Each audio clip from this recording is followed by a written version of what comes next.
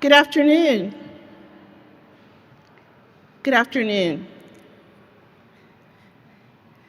Welcome to each of you, and thank you for making your way over in the rainy weather. It's great to see so many of you here this afternoon for this town hall meeting. My name is Toya Sarika Bell, and I'm a proud graduate of Rice University and a member of the class of 1987 Brown College.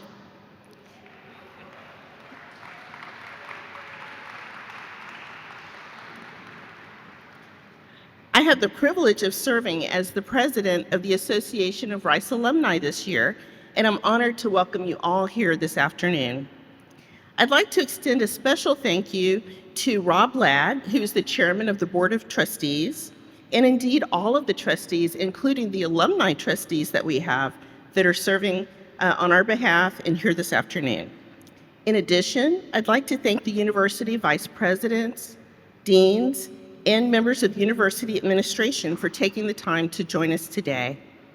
A special thank you to the fellow members of the ARA Board of Directors. We have current and former ARA directors with us today. And I also want to thank you for everything that you do on behalf of Rice University during your current term and beyond. Many of our former ARA directors serve on boards, commissions, and advisory positions throughout the campus. To those of you who've been paying close attention to the scheduling for today's event, you might note that we were originally scheduled for the Anderson Clark Center at the Glasscock School of Continuing Studies. However, based on your tremendous support and interest in attending today's event, we moved it to this location. We actually have 1,500 individuals registered for today's event. So again, thank you for your enthusiasm and engagement.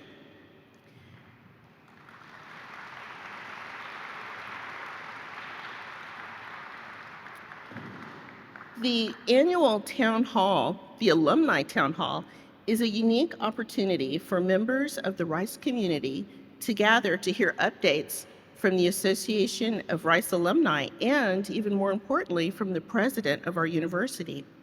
I'd like to share a few updates with you about what's been going on with the ARA, also known as the Association of Rice Alumni.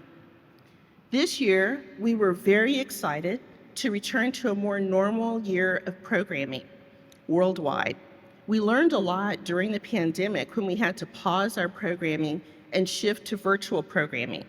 I want you to know that we will continue virtual program in addition to lots of in-person programs, just like the one that we have today.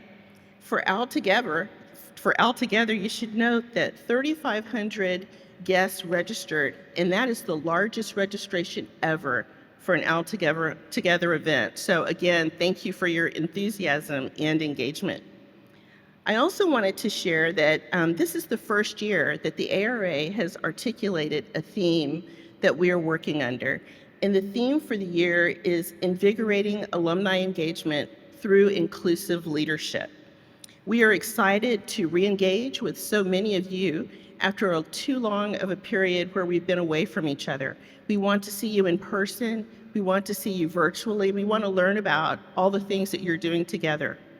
We're also spending a lot of time thinking about our programming in a different way, ensuring that we're supporting the Houston community of alumni. You may not know this, but 1 in 3 of Rice alumni actually reside in Houston. We want to support you in a more comprehensive way while continuing to expand our global footprint. We are not only thinking about geographic diversity, we are also focused on ensuring diversity in all of our programming, thinking about our affinity groups, our club-based activities, our larger events and activities such as this one today. We are developing programming that will meet alumni in all of our constituencies where they are in their life, in their careers, personally, and geographically. We also have some great news to share. This year, we welcomed James Hurley as the new Assistant Vice President for Alumni Relations. He also serves as the Executive Director of the ARA. James is with us this afternoon, and will be moderating the Q&A session with President DesRoches shortly. We also welcomed 7 new board members to the ARA board. They range from places all over the country. We've got representation from Seattle, DC, Houston, and beyond. And I want you to know that our nominations committee was very strategic in identifying who the new board members would be. So we have, geographic diversity. We have diversity from class years, members representing the 70s on into the current year, recent 2000 grads.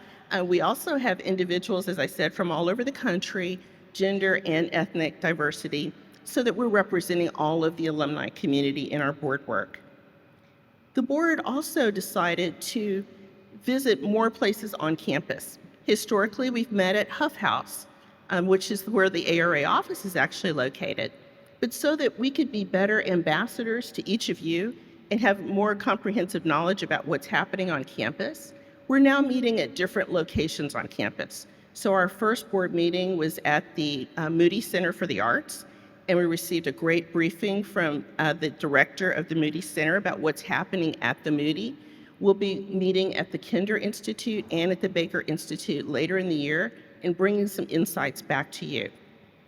In short, the state of the ARA is strong, and we are excited about the future of where we are going. I look forward to seeing many of you at alumni events this weekend and in the future in your locales and here in Houston. Of course, the upcoming year and all of our success would not be possible without the dedicated and tireless support of our alumni relations staff here at Rice. Many of you may not know that the ARA staff are actually a part of the Department of Development and Alumni Relations. In addition to their work, we have over 2,500 alumni volunteers who are working around the globe on behalf of Rice 365 days of the year. So we want to appreciate them as well.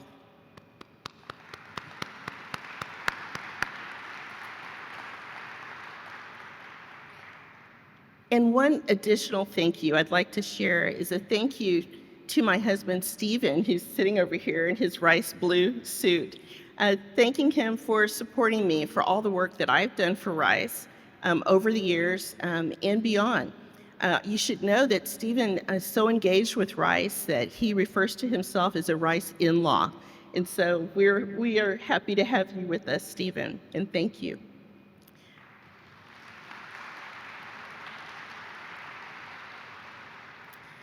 So at this time, I am honored to introduce Rice's 8th president, Reginald DesRoches. DesRoches, who goes by Reggie, is not a stranger to Rice. He joined our community just 5 years ago as the Dean of the School of Engineering. He quickly showed his commitment to the alumni community as Dean by crisscrossing the United States and the globe to meet alumni during his tenure. When he was promoted to University Provost, his commitment and dedication to alumni and community engagement remained. We are so excited to work with Reggie in his new role. This is his first all-together town hall as our president, and I couldn't be more excited to welcome him to the stage. As he approaches, I want you to know that last weekend was the investiture ceremony and inauguration festivities to commemorate Reggie's new role. Thank you if you were here to be a part of that historic and momentous occasion, and if you joined us online or sent best wishes to Reggie and his family. Once again, please extend a warm welcome to Rice's 8th president, Reginald DesRoches.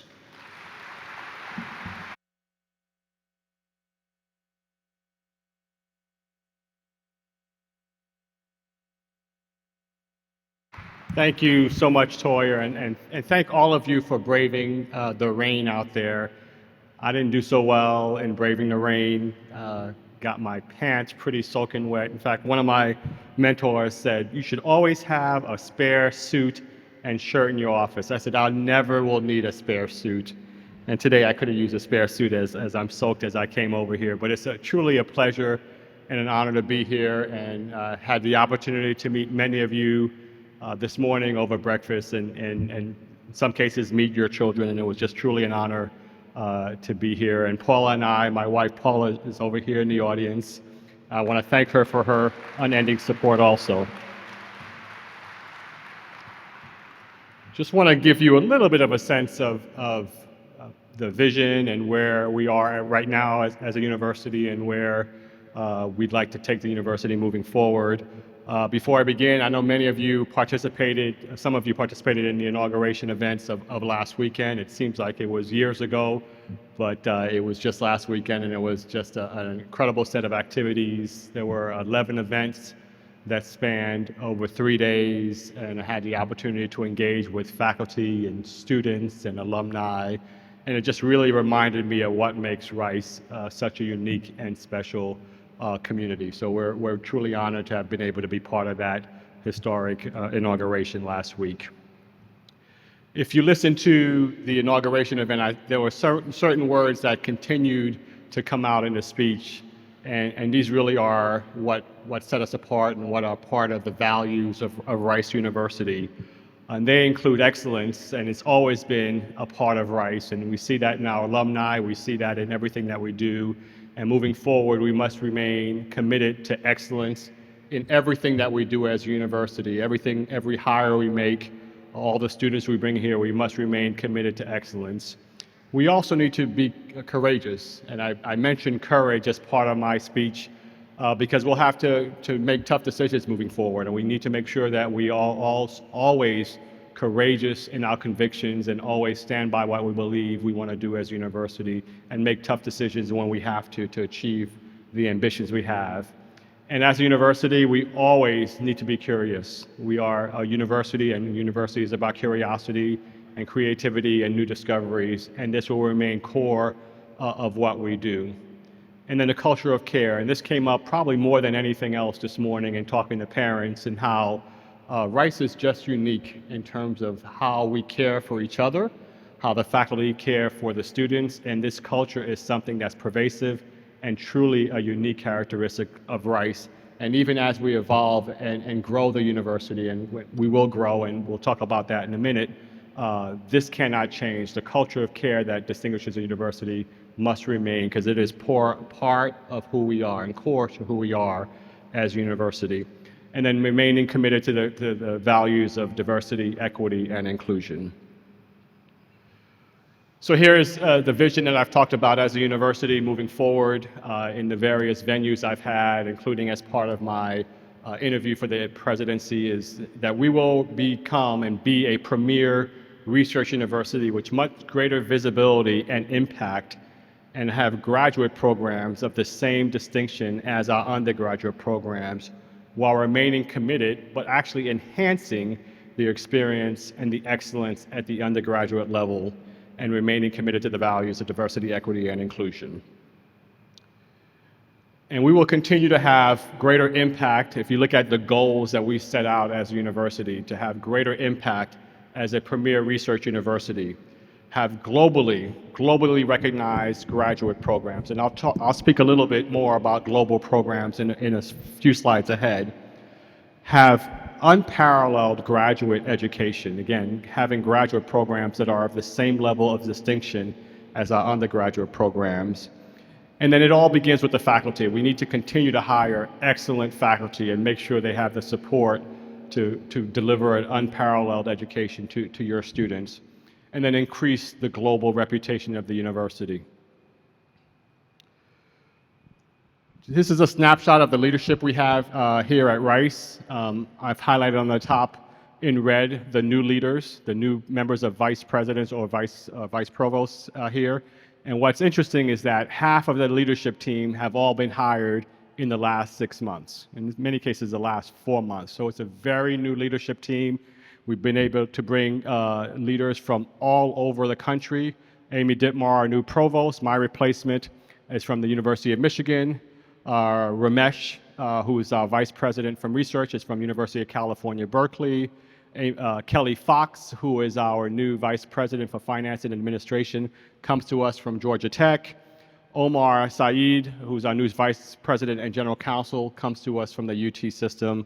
And then Paul Charakui, who was an existing faculty member at Rice, is our new vice president for innovation, a new office and role that we have as well as Paul Padley, who was an interim CIO and now is in that position permanently.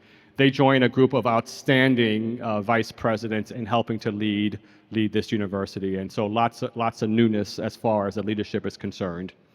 And then our deans, if you haven't had a chance to meet the deans in which your children are in, schools are in, I'd suggest that you do so. We have a great group of deans, many of which, most of which actually have joined Rice just in the past 3 or 4 years, including Rob Bruce, who's the dean of the Glasscock School, Kathleen Canning, the dean of the School of Humanities, Bridget Gorman, dean of undergraduates, Tom Killian, who is the dean of natural sciences, Rachel Kimbrough, who is the dean of social sciences, Matthew Loden's a new dean, the dean of the Shepherd School of Music, Igor Marjanovic, who is the dean of the School of Architecture, Seiichi Matsuda, dean of graduate programs, Luai Nakli, who is my replacement as dean of engineering, and Peter Rodriguez, who is the dean of the business school. We have an exceptionally talented and committed set of deans that I hope you get to meet throughout your visit this weekend.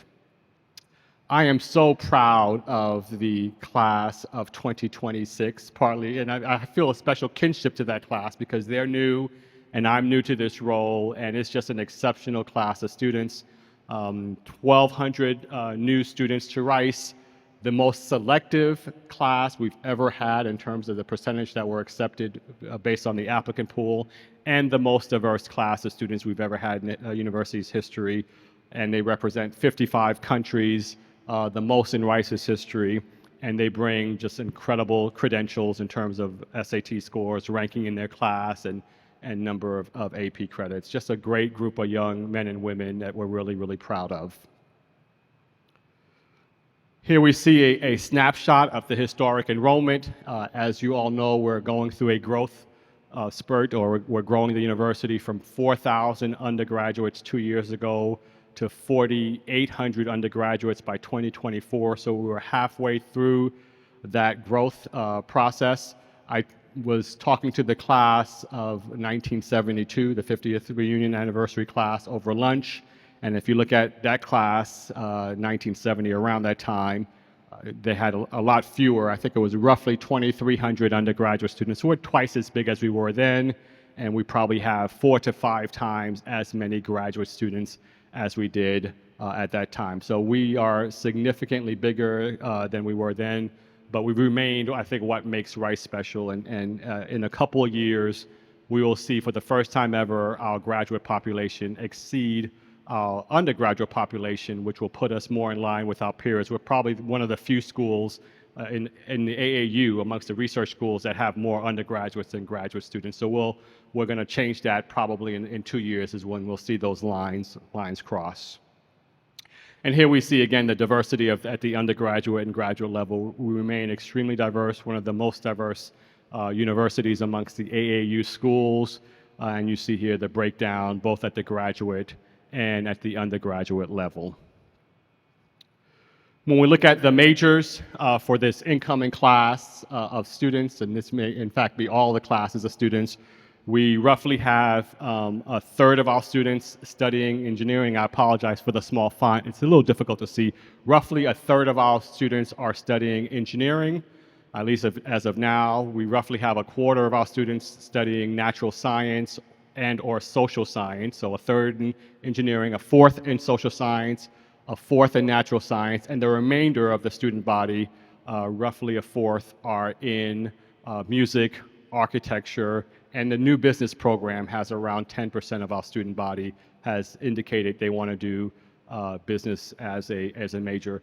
It should be noted, as you probably know from your own children, there are a large number of Rice students that do double majors or majors minors, and so that number on top is 5,000, even though we only have 4,400 students because a number of our students have double majors at the university. We've launched several new programs in recent years. Undergraduate majors, we have a new business major, which is a very, very popular major. We have the first, I believe, sports analytics major which is part of the sports management program, the #1 ranked sports management program in the country. And the sports analytics program major is new, and it's going to be a very, very popular major, combining sports management with data science, which is becoming obviously a very popular area. Managerial economics and organizational science, and then operations research major, which is part of our computational and applied mathematics, which is part of the School of Engineering, distinct from pure math in the School of Natural Sciences. And you see here a number of undergraduate minors that were just approved in the past couple of years. Also, at the graduate level, we have several new professional master's programs being offered both in person and online, and several new graduate certificate programs. And if you've had a chance to walk across campus through the rain, you would have seen, obviously, the campus looks very different, perhaps, from when you were here. Lots of new buildings, as well as in the future, we have lots of new buildings planned. The Ralph O'Connor Engineering and Science Building, being built in the engineering quad, will be the biggest building on campus when it's complete in the fall of next year, at 250,000 square feet, to house many of the engineering and science faculty, and as well as interdisciplinary research centers and institutes, labs, classrooms, and really a great space for our students. Maxfield Hall, which is our new home for the data science and statistics department, and we have expansions ongoing planned for Kennedy Hall for the architecture school, as well as a future expansion for the business school, McNair Hall. And then Sarafin Hall will house our new visual and dramatic arts program. And you can see here a list of the other renovations and new buildings that we have planned to accommodate the growth that we're seeing at the university at both the undergraduate and graduate level. And then there'll be plans for a new student center.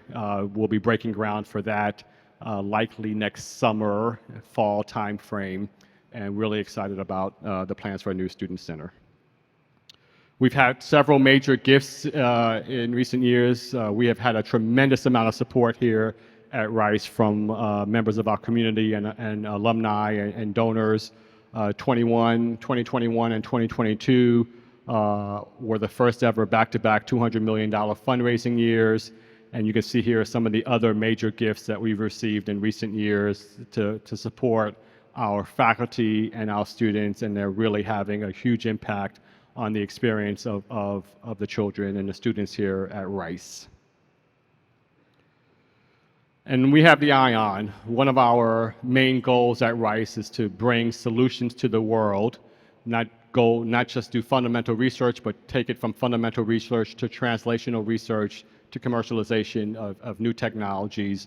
And the ION will play that role, not just for faculty and students at Rice, but also for others in the community here in the city of Houston. So we're really excited about that. If you had to have a chance to visit the ION, it's a renovated Sears building. You wouldn't know it's a renovated Sears building because it looks absolutely fabulous, but it's just about a mile down the road from campus on Main.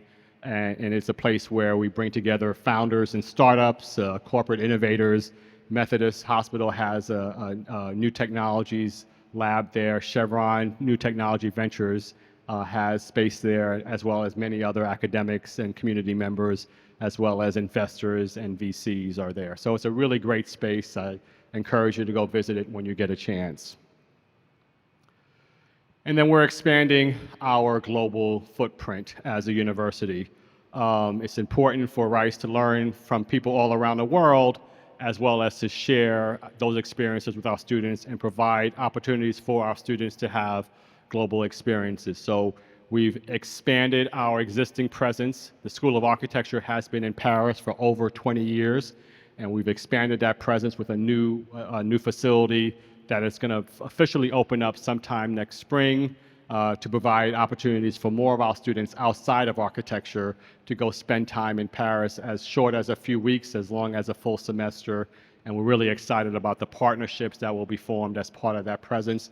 Similarly, we have a new collaboration in India that's going to provide opportunities for both research, but also our students to go study abroad there.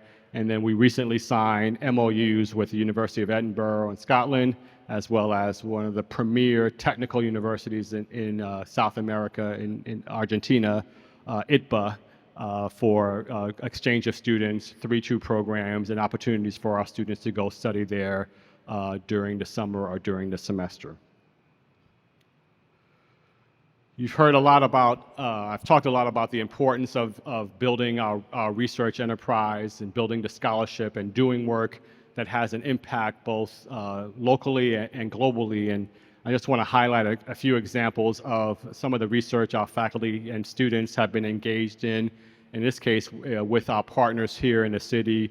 This is an example of the wastewater project that was funded by the city of Houston, and it was a true partnership between our environmental engineers in the Department of Civil and Environmental Engineering, our statisticians in the CAM department or stat department, and the health department of the city of Houston, where they were analyzing the wastewater at hundreds of sites around the city to get a better understanding of the outbreak and prediction of the outbreak of COVID in a localized fashion. And it was absolutely instrumental for the city to know when they would have outbreaks. And you would always see 2 weeks before you'd have an outbreak in a particular area, the data that our scientists and engineers were able to show predicted those outbreaks would take place. So it was a great collaboration. And in fact, Rice was one of the first universities in the country to do this, and the CDC created a center of excellence at Rice in this area as a result of some of the work, and they'll be launching similar centers around other cities in the country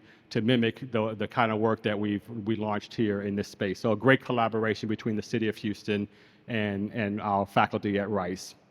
One of my goals has been to increase the collaboration between the institutions in the medical center and our faculty at Rice, and the reality is the practice of medicine is changing because of computing, because of the humanities, because of fundamental science. And so we've been putting a lot of effort into fostering collaborations between the institutions in the medical center and Rice. And this is an example of one of those sets of collaboration looking at unlocking the mysteries of the brain, where in this case we're working with Methodists across the street, Baylor College of Medicine, and the neuroengineers and neuroscientists at Rice. We've had several projects. This is just two of them. One is looking at implanting a small chip the size of a grain of rice in the brain to be able to both predict as well as prevent the onset of epilepsy in patients with seizures and for patients with epilepsy. The bottom project is a really fascinating project funded by the Army to better understand what happens when you don't sleep. And evidently, when you don't sleep, you develop waste in the brain and can eventually die. You build up this waste. And so the idea is to better understand how you can remove that waste. So in fact, people in the Army can go a long time without sleeping, but don't have the issues in terms of eventually dying from lack of sleep. And so this is a fascinating project that will have implications for broader sleep disorders. And again, this wouldn't be possible without the collaboration between the clinicians across the street and our scientists and engineers here at Rice. So just a great example of some of the collaborations we're trying to build from across the street. And then of course the climate issues are huge here in Houston, huge around the world. And we have a number of people that are looking at it, not just from the scientific and engineering perspective, but how things like Hurricane Harvey impact individuals and communities and differently.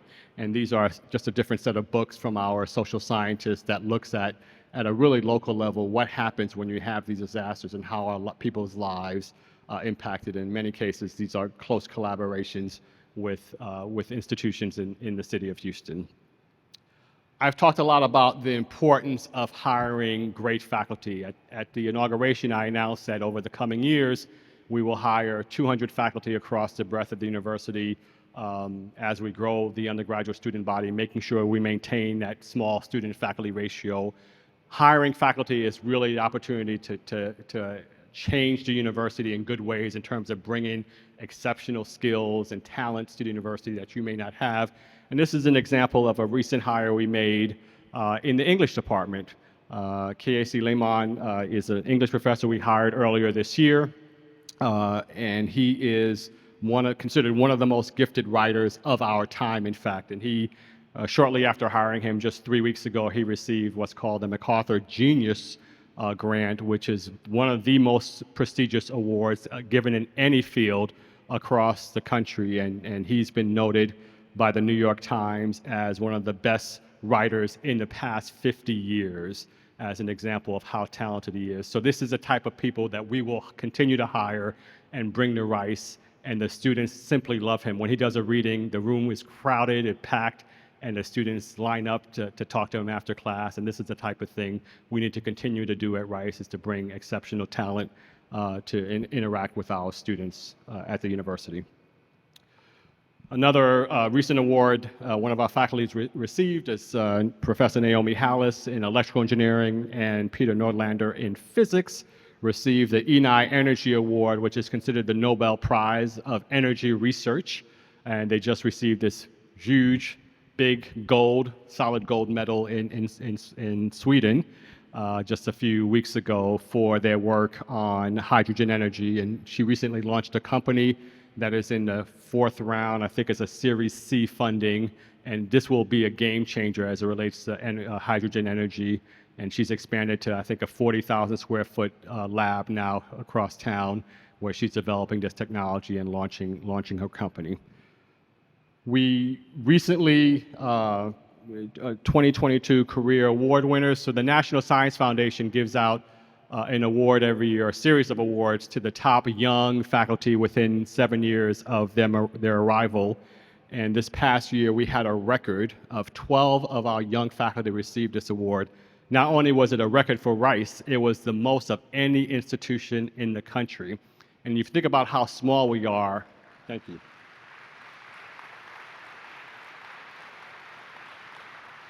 And if you think about how small Rice is, our faculty is on average probably half the size of our peer top 25 universities. And for us to have more than any other university really bodes well to the talent we've been able to recruit to Rice in the past 5 to 7 years. And these folks are just truly exceptional, both inside the classroom and some of the research that they do. I've talked a lot about the importance of building collaborations. One of the things that we're very fortunate of in Houston, we have the medical center, we have NASA down the road. This is a picture with the NASA Johnson Space Center administrator, Vanessa Weish. Strong collaborations with her. Secretary of Energy, Jennifer Granholm, came and visited the ION about a month ago to talk about launching some new energy initiatives here in the city of Houston. And just last week, we were fortunate on the day before the inauguration, to have the director of the National Science Foundation come here and spend a day with our faculty and students talking about the importance of research, the importance of fundamental science, and how Rice is going to be at the forefront of some of the initiatives moving forward for the National Science Foundation. So we've been very fortunate to have just strong collaborations across the city and across the country.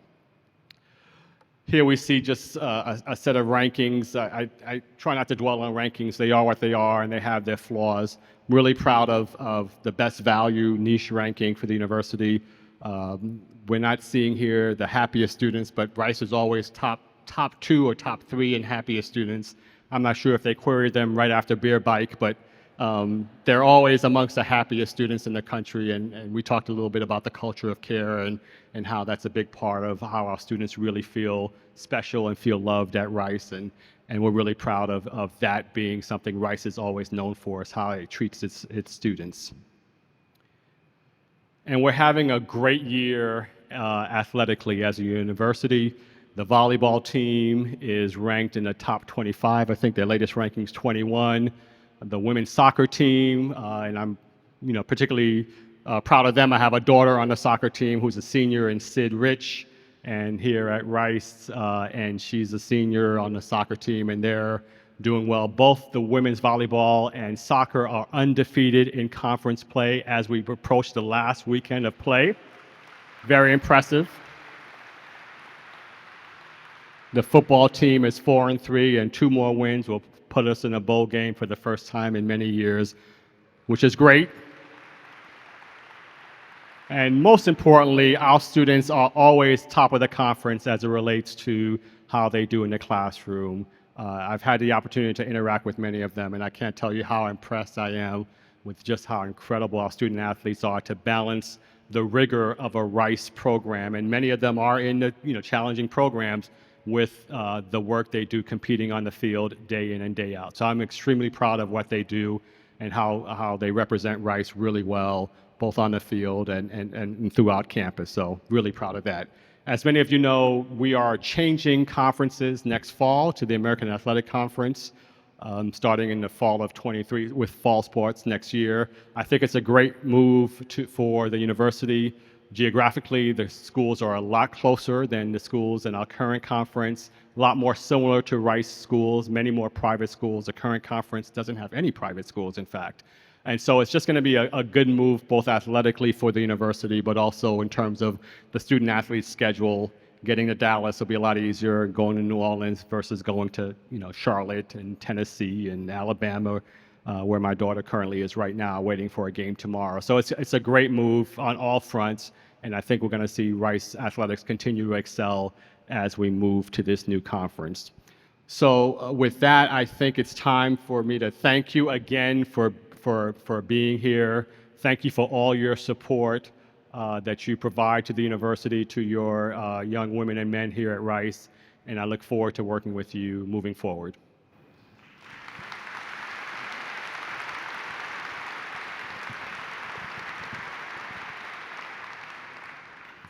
Reggie, thank you very much for the update on the state of the university, as well as your vision for the university. And of course, a very warm thank you to Toya for her generous welcome this afternoon. Because we are such a large group this afternoon, we actually accepted a number of questions in advance. We received over 100 different questions that were submitted by parents, students, alums, as well as current staff and faculty members of the university. And we've curated a selection of them for you this afternoon. The first one, Reggie, is do you see particular departments or schools where Rice can stand out in the top 10 nationwide? And importantly, what can you do to bring about that, and what can we do to help bring about that? That's a great question. And I assume when we talk about top 10 rankings, we're often talking about graduate rankings. We don't typically rank individual departments at the undergraduate level. We normally rank universities at the undergraduate level, and then they have individual departments and schools and programs ranked at the graduate level. We currently have we have one department right now that's a top 10 department. Bioengineering is ranked number 9. We have a number of sub-disciplines in physics, for example. The atomic group in physics is a top 10 program. Our organizational psychology program within the Department of Psychology is a top 10 program. One of my goals is to have more top 10 ranked and top 20 ranked graduate programs across the breadth of the university. I think it's important for the university, it's important for our ability to hire great faculty. Faculty often come because they want to be at places where they have top ranked graduate programs. The key to doing that really is several things. One is hiring great faculty. I think we're in a great place. We've hired some great young faculty. That list of 12 faculty that I've showed you a few minutes ago, I guarantee you it's already happening. Other universities are coming after them. And so it's going to be important that we can maintain the quality, but also are aggressive in hiring and bringing great faculty to the university. The other piece is making sure that we get the word out. A lot of these rankings, particularly at the graduate level, they're purely reputational. They're not based on any metrics. They're not based on where your graduate students go work. They're literally based on people giving a survey and asking you to rate them 1 through 5. So we need to continue to get the word out about how great our programs are, and making sure we have great facilities and resources on campus to support the ambitions of our faculty. Thank you. The second question is actually submitted from a freshman student on campus. And she would like to know, or rather, she knows that Rice is known primarily for STEM, for architecture, and for music. What are your thoughts and your plans for the humanities disciplines as part of the Bachelor of Arts degree? And do you see these departments as central to Rice's mission for its future? That's a great question. And as an engineering president, I'm always asked by the humanities if I'm going to support the humanities, which of course I am. So we can't be, and I've said this to my dean of humanities and social sciences and all my deans, we can't be a great university if we're not great across the breadth of the university. We really need to be strong across the breadth of the university.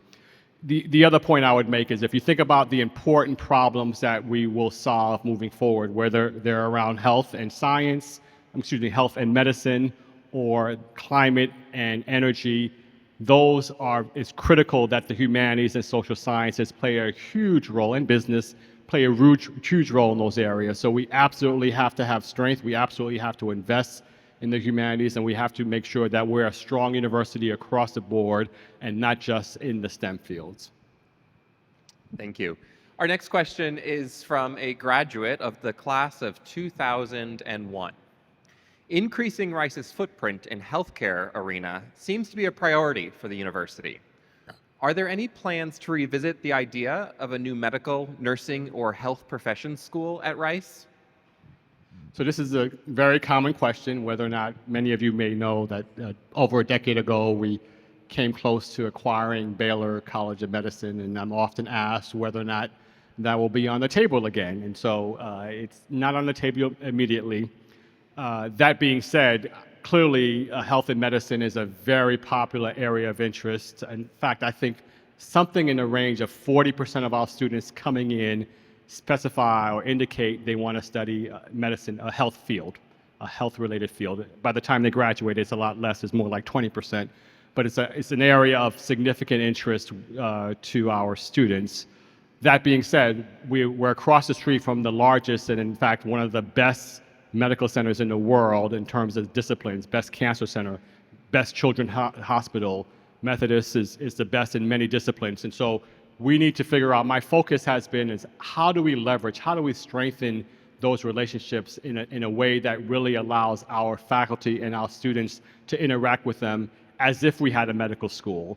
Lowering the barriers to collaboration have been really what I've focused on. It's how we do that in a way that allows us to work. And there are some challenges because of HIPAA laws and other things in terms of how we exchange data, but we've really focused on just lowering the barriers for collaboration and forming deep partnerships with those institutions. Our next question was also submitted by an alum of the class of 2021. And it reflects your comments earlier regarding the hiring of new faculty members. She notes that she's been pleased to hear about the diverse student distribution on campus at Rice. And she wants to know, what steps is Rice University taking to hire new, diverse faculty to promote the development of promising underrepresented faculty in the academic tracks? That's another great question. So we've done the last two classes of faculty we've hired have been the most diverse faculty in the history of the university. We've actually doubled the number of African American faculty at the university in the last 5 years. It's both a top-down and bottom-up approach. Alex Bird, our new Vice President for Diversity, Equity, and Inclusion, has been working really closely with all the schools to make sure you're crafting the ad and make sure you're casting a wide net when you go out and recruit faculty. And that's made a huge difference in our ability to recruit a diverse class. And as you see, we've recruited some exceptional faculty in the last few years. Our next question comes from a grad student alum, class of 2013. He notes that Rice has always had tremendous undergraduate experiences, but the graduate programs and the experience seem to trail the undergraduate programs in rankings and in reputation. And he wants to know what plans you might have to address this and give more resources to graduate programs across campus. That's another great question, and I often hear from the graduate students, if I give a lecture and there's a transcript of it, the graduate students will send me an email saying, you've mentioned undergraduate students 23 times, you mentioned graduate students 8 times. And so I hear from the graduate students all the time. We really have to, and this is why I focused on that. We really have to. In many ways, the reputation of universities, when you see reputational rankings, they're largely based on graduate programs, and we absolutely have to strengthen the quality and the reputation of our graduate programs to be at the same level as our undergraduate programs. And increasingly, when we hire faculty, the first thing they look at is the quality of the graduate programs at the university. And so for us to be able to continue to recruit great faculty, we have to improve the quality of the graduate programs. And so A couple things that we're doing. We want to make sure that we constantly improve the experience for graduate students. We're looking at having more places for graduate students to hang out. Right now, they really don't have a home on campus. The undergraduates have the colleges, and so we're trying to find spaces where graduate students can reside when they're here during the day or in the evening.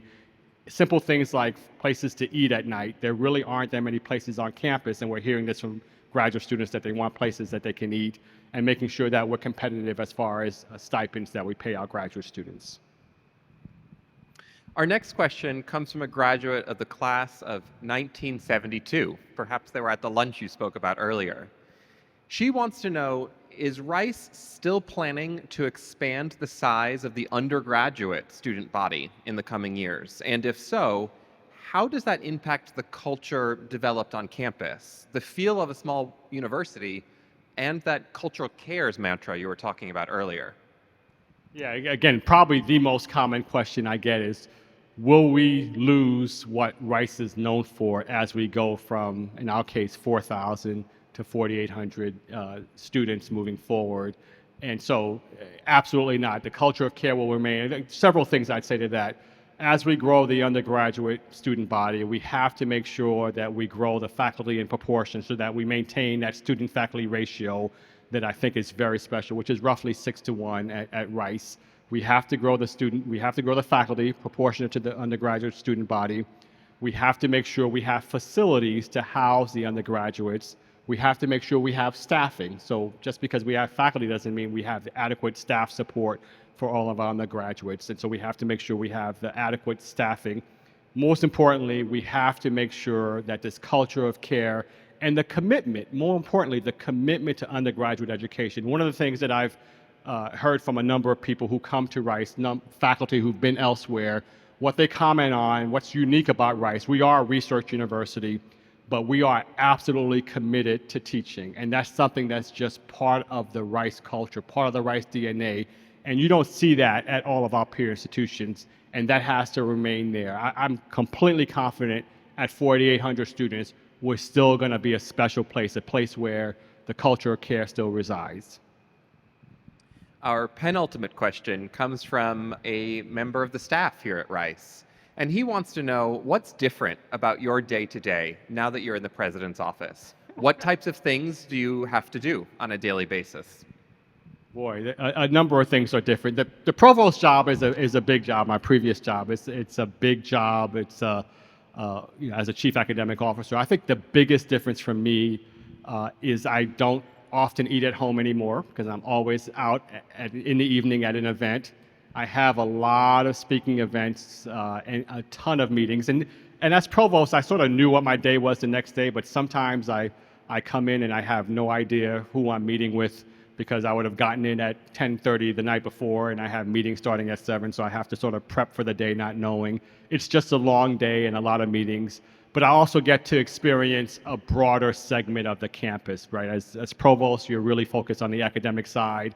As president, you're not just focused on the academic side, but you get to interact with other parts of campus and other parts of the city, and it's really just a lot of fun to be able to do that. And our final question for the afternoon is submitted by an alum of the class of 1982. And he would like to know where you would like the university to be in 10 years. In 10 years, that's a great question. So I'd say a few things, and it's sort of summarizing the things I talked about today.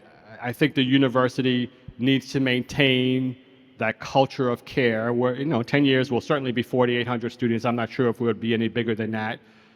It needs to still have that feeling that people say Rice is a special place. Rice really cares about the undergraduates and the undergraduate experience.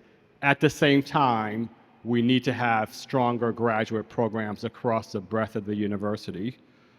We need to be more global. And I say that in a sense that I've showed the different global charts.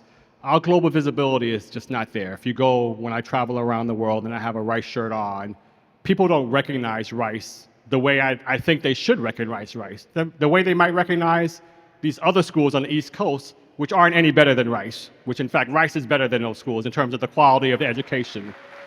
But we're not recognized, and I think my sense is Rice has been, this is just my opinion as somebody who's sort of an outsider, but now an insider, it's a hidden secret, and we shouldn't be, it shouldn't be a hidden secret. Everybody needs to know how exceptional this university is. We have exceptional students here, and they go off and do exceptional things. And so I think in 10 years, we will see many more people knowing just how great this university is and what the university stands for. Well, ladies and gentlemen, thank you so very much for your time this afternoon.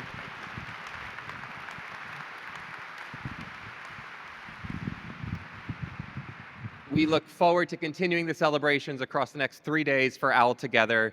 One quick plug, if you have yet to check in at the registration desk at the Anderson Clark Center and receive a name badge, would highly encourage you all to do that this afternoon in order to avoid doing it tomorrow morning when the queues might be a little longer.